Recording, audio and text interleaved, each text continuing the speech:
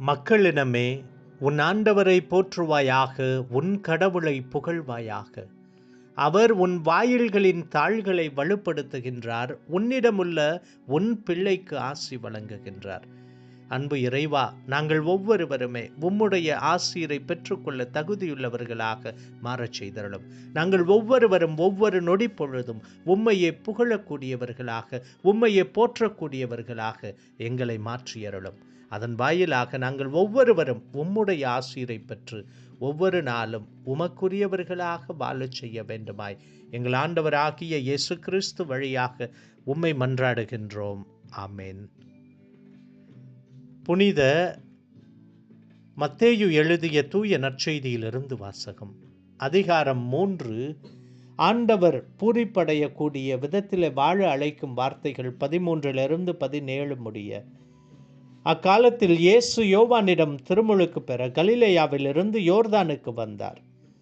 யோவான், நான் தான் உம்மிடம் திருமுழுக்கு பெற வேண்டியவன், நீரா என்னிடம் வருகிறீர் என்று கூறி தடுத்தார்.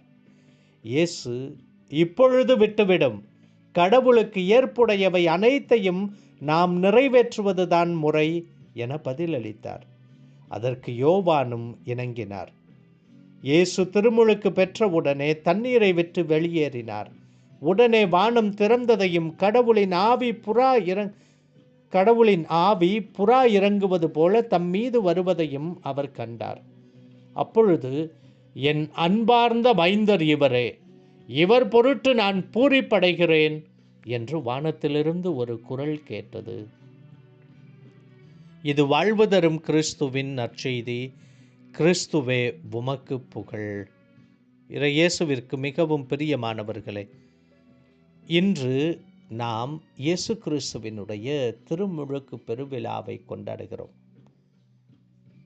கிறிஸ்து பிறப்பு காலத்தின் இறுதி விழா, அதாவது ஆண்டவருடைய திருக்காட்சி பெருவிழாவிற்கு பின்பு வருகின்ற ஞாயிற்றுக்கிழமை ஒவ்வொரு வருடமுமே ஆண்டவரின் திருமுழுக்கு விழாவை கொண்டாடுகிறது. இந்த விழாவானது கிபி 4ஆம் நூற்றிலிருந்து கொண்டாடப்பட்டு வருகிறது. கிழக்கு திருச்சபைகளில் இது திருக்காட்சி பெருவிழாவின் ஒரு பகுதியாக இருந்தது. அதாவது இயேசு கிறிஸ்துவின் 3 வெளிப்படுத்துதல்களை கூறக்கூடியதாக இருந்தது. முதலாவது, அவர் ஞானிகளுக்கு தன்னையே வெளிப்படுத்துவது, அதாவது அவர் அனைத்து தேசங்களுக்கும் அரசர் என்பதை தெளிவுபடுத்தக்கூடியதாக இருந்தது. இரண்டாவது, யோர்தான் நதியில் இயேசு கிறிஸ்து திருமுழுக்கு பெறுகின்ற நிகழ்வு. அப்பொழுது அவர் கடவுளின் மகன் என வெளிப்படுத்தப்படுகிறார். அடுத்ததாக, கானாவூர் திருமணத்திலே தன்னை வெளிப்படுத்துகிறார். அதாவது தான் அற்புதங்களையும் செய்யக்கூடிய கடவுள் என்பதை ஆண்டவர் வெளிப்படுத்துகிறார். மேற்கு திருச்சபையானது இவற்றை பிரித்து திருமுழுக்குக்கு தனி விழாவென்று சிறப்பித்தது. இந்த விழாவின் முக்கியத்துவம் என்னவென்றால், இயேசுவின் அந்த பொதுப்பணி வாழ்வு, அதாவது மக்களோடு இணைந்து ஆண்டவரின் பணியை அவர் ஆரம்பித்ததை கொண்டாடக்கூடியதாக இருந்தது. 30 வருட வாழ்க்கைக்கு பின் இயேசு திருமுழுக்கின் வாயிலாக மக்கள் பணிக்கு வருகின்றார். இரண்டாவதானது, இது மூவரு கடவுளை வெளிப்படுத்தக்கூடியதாக இருக்கிறது. எப்படி என்றால், தந்தை பேசுகிறார், இயேசு கிறிஸ்து மகன் திருமுழுக்கு பெறுகிறார், தூய ஆவியானவர் புறா வடிவில் அவர் மீது இறங்கி வருகிறார். மூன்றாவது முக்கியத்துவம், இந்த திருமுழுக்கு நம்முடைய ஞானஸ்தானத்தின் அடித்தளம். இயேசு கிறிஸ்துவை ஞானஸ்தானம் பெற்றதால் தான் இன்று நாம் ஒவ்வொருவருமே திருமுழுக்கு பெற்று கொண்டிருக்கிறோம். இறுதியாக, கிறிஸ்து பிறப்பு காலத்திலிருந்து சாதாரண காலத்திற்கு இன்றையிலிருந்து நாம் மாறுகின்றோம்.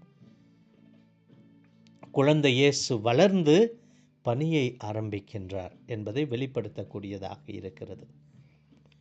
இயேசுவிற்கு மிகவும் பிரியமான சகோதர சகோதரிகளே, இன்றைய 3 வாசகங்களையும் பார்த்தோம் என்றால், முதல் வாசகத்திலே எசாயா இறைவாக்கினர் இயேசு கிறிஸ்து பிறப்பதற்கு 700 ஆண்டுகளுக்கு முன்பாகவே துன்புறும் ஊழியரை பற்றி எழுதுகிறார். இதோ என் ஊழியர், அவருக்கு நான் ஆதரவு அளிக்கிறேன், நான் தேர்ந்து கொண்டவர் அவர், என் நெஞ்சம் பூரிப்படைகிறது, என் ஆவி தங்கும்படி செய்தேன் என்று அவர் மிக அழகாக இயேசு கிறிஸ்துவை பற்றி முன்னறிவிக்கின்றார். அதாவது கடவுளால் இயேசு தேர்ந்தெடுக்கப்பட்டவர், அவர் தூய ஆவியால் திருமுழுக்கு கொடுக்கப்பட்டவர், அபிஷேகம் செய்யப்பட்டவர் என்பதை விளக்கக்கூடியதாக இருக்கிறது. இன்றைய 2வது வாசகத்திலே திருத்தூதர் பணிகள் நூலிலே தூய பேதுரு மிக அழகாக கூறுவார், கடவுள் ஆள் பார்த்து செயல்படுவதில்லை என்பதை நான் உண்மையாகவே உணர்கிறேன் என்று அவர் அறிவிக்கின்றார். மேலுமாக அவர் இயேசு கலிலேயாவிலிருந்து தன்னுடைய பணியை ஆரம்பித்தார். அவர் திருமுழுக்கு அறிவித்த பின் நாசரத்து இயேசுவை கடவுள் தூய ஆவியின் வல்லமையால் அபிஷேகம் செய்தார் என்பதை அவர் தெளிவுபடுத்துகிறார். பேதுரு இயேசு கிறிஸ்துவின் பணியின் ஆரம்பத்தை இயேசுவின் யோர்தான் நதி திருமுழுக்கோடு ஒப்பிட்டு பேசுகிறார். இன்றைய நற்செய்தியிலே நாம் வாசிக்க கேட்டோம், இயேசு கிறிஸ்து யோர்தான் நதிக்கு வருகிறார். அங்கு திருமுழுக்கு யோவான் அவருக்கு திருமுழுக்கு கொடுக்க ஆயத்தமாக இருக்கிறார். அப்பொழுது திருமுழுக்கு யோவான் அவரிடம் பார்த்து, நான் தான் உம்மிடம் திருமுழுக்கு பெற வேண்டியவன், நீரா என்னிடம் வருகிறீர் என்று கேட்கிறார். ஆனால் இயேசு அவரை பார்த்து மிக அழகாக கூறுகிறார், இப்பொழுது விட்டுவிடும், கடவுளுக்கு ஏற்புடையவை அனைத்தையும் நாம் நிறைவேற்றுவதுதான் முறை என்று. இயேசுவிற்கு மிகவும் பிரியமானவர்களே, இயேசு கிறிஸ்து இன்று ஞானஸ்தானம் பெறுகிறார். 3 விதமான அற்புதங்கள் நடக்கின்றன. முதலாவது, விண்ணகம் திறக்கப்படுகிறது, வானம் திறக்கப்படுகிறது. கடவுளுக்கும் மனிதனுக்கும் இடையே இருந்த அந்த பிளவு இயேசு கிறிஸ்துவின் திருமுழுக்கினால், அந்த வானம் திறக்கப்பட்டதால் முடிவுக்கு வருகிறது. இரண்டாவதாக, தூய ஆவி புறாவை போல இயேசு கிறிஸ்துவின் மீது இறங்குகிறார்.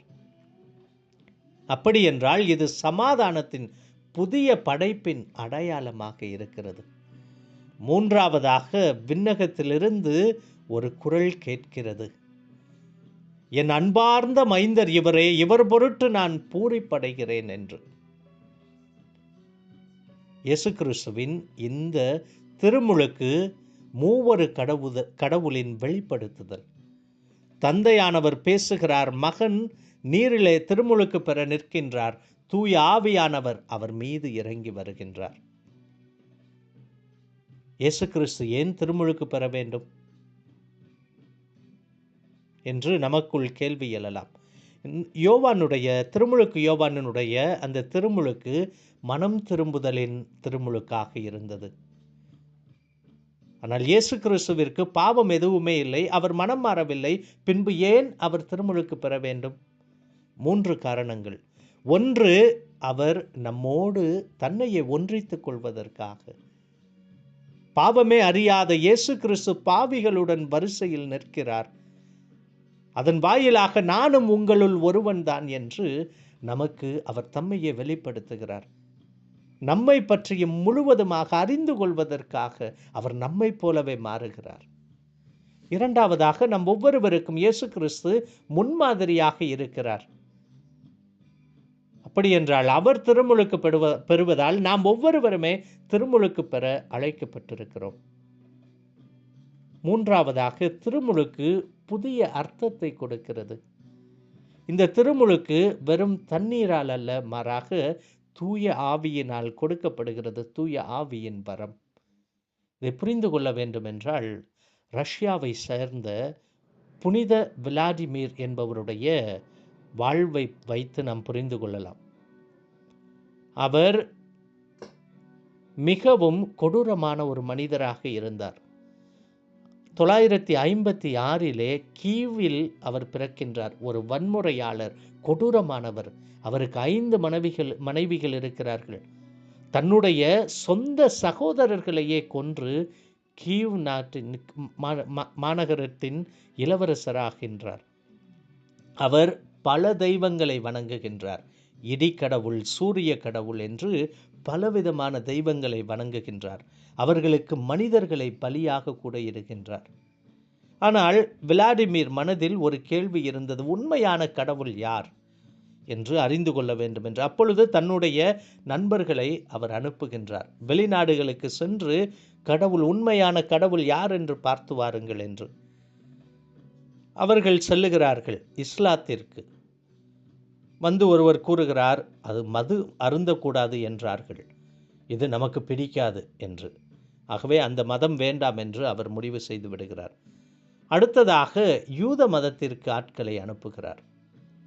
அவர்களுக்கு நாடு இல்லை, நாமும் நாட்டை இழக்கலாம், ஆகவே இது நமக்கு வேண்டாம் என்று முடிவு செய்து விடுகிறார். அடுத்ததாக லத்தீன் கிறிஸ்தவத்திற்கு அனுப்புகிறார். இதை பார்த்தவர்கள் அவர்களது வழிபாடு அழகு இல்லை, ஆகவே அதுவும் நமக்கு வேண்டாம் என்று அவர்கள் முடிவு செய்து விடுகிறார்கள். அடுத்ததாக கிரேக்க கிறிஸ்தவத்திற்கு ஆட்களை அனுப்புகிறார். அங்கே அவர்கள் ஹாக்லா சோஃபியா தேவாலயத்திலே மிக அற்புதமான முறையில் நடந்த அந்த டிவைன் லிட்டர்ஜியை பார்க்கிறார்கள். அதை பார்த்த அந்த தூதர்கள் திரும்பி வந்து அவரிடத்திலே சொன்னார்களாம், எங்களுடைய கண்கள் எங்களையே நம்ப மறுத்தன. அப்படிப்பட்ட ஒரு அழகு, அப்படிப்பட்ட பாடல்கள், அப்படிப்பட்ட ஒளி, நாங்கள் விண்ணகத்தில் இருந்தோமா அல்லது பூமியில் இருந்தோமா என்று கூட எங்களுக்கு தெரியவில்லை என்று கூறுகிறார்கள். 987 விளாடிமிர் முடிவு செய்தார், கிரேக்க கிறிஸ்தவத்தை தான் நான் ஏற்றுக்கொள்ளப் போகிறேன் என்று. ஆனால் அதை எப்படி செய்வது என்று அவருக்கு ஒரு கேள்வி. அவர் உடனே ஒரு பேரரசியினுடைய சகோதரி அன்னா என்ற இளவரசியை அவர் திருமணம் செய்ய விரும்புகிறார். அவர்கள் ஒரு நிபந்தனை விதிக்கிறார்கள், நீ முதலிலே திருமுழுக்கு பெற வேண்டும் என்று. ஆகவே 988 விளாடிமிர் திருமுழுக்கு பெறுகிறார். அவருடைய இன்னொரு கதை சொல்லுகிறது, திருமுழுக்கிற்கு முன்பாக விளாடிமிருக்கு கண் பார்வையில் பிரச்சனை இருந்ததாம்.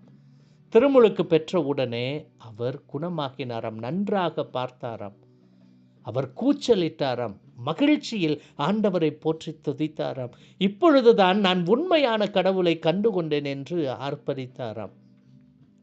விளாடிமிர் திருமுழுக்கு பெற்று கீவ் நகரத்திற்கு திரும்புகிறார். அவர் செய்த முதல் காரியம் என்ன தெரியுமா? தன்னிடமிருந்த அனைத்து பழைய தெய்வ சிலைகளையும் அடித்து நொறுக்குகிறார், அழிக்கின்றார், எல்லாவற்றையும் நதியில் வீசி விடுகிறார். பின்னர் அவர் முழு கீவ் மக்களையும் ஒரு நதிக்கு அழைத்து சென்று குழந்தைகள் முதல் பெரியவர்கள் வரை ஆயிரக்கணக்கானவர்களுக்கு ஒரே நேரத்தில் திருமுழுக்கு கொடுக்கின்றார். இது ரூஸின் ஞானஸ்தானம் என்று அழைக்கப்படுகிறது. ஒரு முழு நாட்டின் திருமுழுக்கு. விளாடிமிர் முற்றிலுமாக மாறினார். தன்னுடைய 5 மனைவிகளையும் விட்டுவிட்டு கிறிஸ்தவ மனைவியான அன்னாவுடன் மட்டுமே வாழ்ந்தார். வன்முறையை நிறுத்தினார், நீதியை நிலைநாட்டினார், ஏழைகளுக்கு உதவினார், திருச்சபைகளை ஆலயங்களை கட்டினார், பள்ளிகளை திறந்தார்.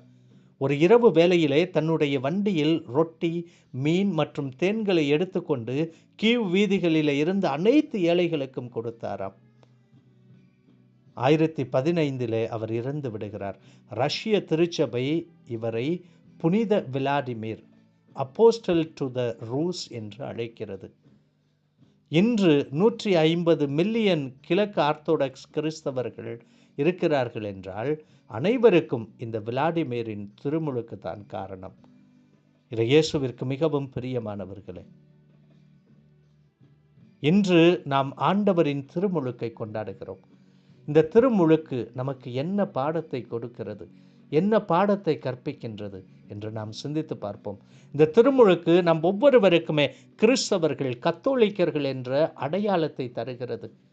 இன்றைய நற்செய்தியிலே வானத்திலிருந்து என் அன்பார்ந்த மைந்தர் இவர் பொருட்டு பூரிப்படைகிறேன் என்ற குரலை நாம் கேட்போம். நம்முடைய திருமுழுக்கிலும் ஆண்டவர், நீ என் அன்பார்ந்த மைந்தன், நீ என் குழந்தை, நான் உன் மீது அன்பு கொண்டுள்ளேன், என் அன்பு உன் மீது உள்ளது, உன் பொருட்டு நான் பூரிப்படைகிறேன் என்று ஆண்டவர் நம் ஒவ்வொருவரையும் அடையாளப்படுத்துகிறார். நமது அடையாளம் கடந்த காலத்தால் அல்ல, நமது திருமுழுக்கால் உண்டாகிறது. அடுத்ததாக திருமுழுக்கு நம்மை மனம் மாற்றுகிறது. இயேசுவின் திருமுழுக்கில் விண்ணகம் திறக்கப்பட்டது. விளாடிமிரின் திருமுழுக்கில் அவரது பார்வை திறக்கப்பட்டது, கண்கள் திறக்கப்பட்டது, அவருடைய இதயம் திறக்கப்பட்டது. நமது திருமுழுக்கு நம்மை பாவத்திலிருந்து விடுவித்து புதிய படைப்பாக மாற்றுகிறது. ஆனால் நாம் அதை வாழ்வாக்குகிறோமா? நமது திருமுழுக்கு நம்முடைய திருமுழுக்கு சான்றிதழில் மட்டும் உள்ளதா, அல்லது நம்முடைய வாழ்க்கையில் உள்ளதா? சிந்தித்து பார்ப்போம். அடுத்ததாக, திருமுழுக்கு பணிக்கு அனுப்புகிறது. இயேசு திருமுழுக்கிற்கு பின் பொதுப்பணி வாழ்வை ஆரம்பிக்கின்றார். விளாடிமிர் திருமுழுக்கிற்கு பின் தன்னுடைய முழு நாட்டையும் ஆண்டவருக்கு அர்ப்பணிக்கின்றார். கடவுளை பின்பற்றக்கூடியவர்களாக மாற்றுகிறார். நமது திருமுழுக்கு நம் ஒவ்வொருவரையுமே மறைபரப்பாளர்களாக அனுப்புகிறது. நம்முடைய வீட்டில், வேலையில், சமூகத்தில் கிறிஸ்துவின் சாட்சிகளாக மாற அனுப்புகிறது. அடுத்ததாக, திருமுழுக்கு மூவரு கடவுளின் வரம். தந்தை பேசுகிறார், மகன் திருமுழுக்கு பெறுகின்றார், தூய ஆவி புறா வடிவில் இறங்கி வருகிறார். நமது திருமுழுக்கிலும் இந்த மூவரு கடவுளின் பணி நிறைவு பெறுகிறது. தந்தை நம் ஒவ்வொருவரையும் தன்னுடைய மகனாக தத்தெடுக்கின்றார், மகளாக தத்தெடுக்கின்றார். இயேசு கிறிஸ்து நம் ஒவ்வொருவரையும் மீட்கின்றார். தூய ஆவி நம் ஒவ்வொருவரோடும் வாழுகிறார். அன்பார்ந்த சகோதர சகோதரிகளே, இன்று நாம் நமது சொந்த திருமுழுக்கை நினைவில் கொள்வோம். எத்தனை பேருக்கு நம்முடைய திருமுழுக்கு தேதி தெரியும்? நமது பிறந்த நாளை நினைவில் வைத்திருப்பது போல நமது மறுபிறப்பு நாளையும் நினைவில் வைத்திருக்க வேண்டும். இயேசுவின் திருமுழுக்கு விண்ணகத்தை திறந்தது. நமது திருமுழுக்கு நம்முடைய வாழ்க்கையை மாற்றுகிறதா? சிந்தித்து பார்ப்போம். இன்றும் நாம் மீண்டும் நம்முடைய திருமுழுக்கு வாக்குறுதிகளை புதுப்பிப்போம். சாத்தானை மறுக்கிறாயா என்ற கேள்வியை கேட்டு, இயேசு கிறிஸ்துவை ஏற்றுக்கொள்கிறாயா என்ற கேள்வியை கேட்டு, திருச்சபையின் நம்பிக்கையை விசுவசிக்கிறாயா என்ற கேள்வியை நமக்குள்ளே கேட்டு ஆண்டவருக்கு விருப்பமான பதிலை கூறுவோம். அப்பொழுது ஆண்டவர் விண்ணகத்திலிருந்து நம்மையும் பார்த்து சொல்லுவார், நீரே என் அன்பார்ந்த குழந்தை, உன்னில் நான் பேரன்பு கொண்டுள்ளேன் என்று. ஆமேன்.